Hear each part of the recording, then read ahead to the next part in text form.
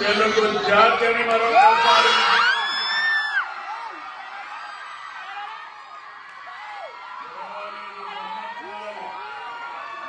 ప్రపంచంలో ఏ దేశానికి పోయినా తెలుగు వాళ్ళు ఉంటారు.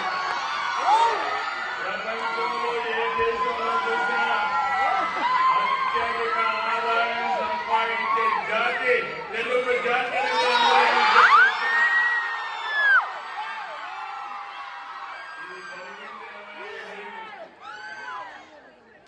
ఆ రోజు ఐటీ మాట్లాడా, ఈరోజు ఏఐ మాట్లాడుతున్నా.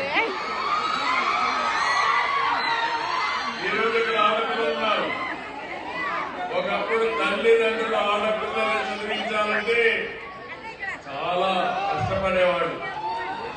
ఆ రోజు అందరూ ఆలోచించేది ఆడపిల్లల్ని ఎంత తొందరగా పెళ్లిళ్ళు చేసి అత్తవారింటికి పంపిస్తే బాధ్యత అయిపోతుంది అనుకునేవాడు.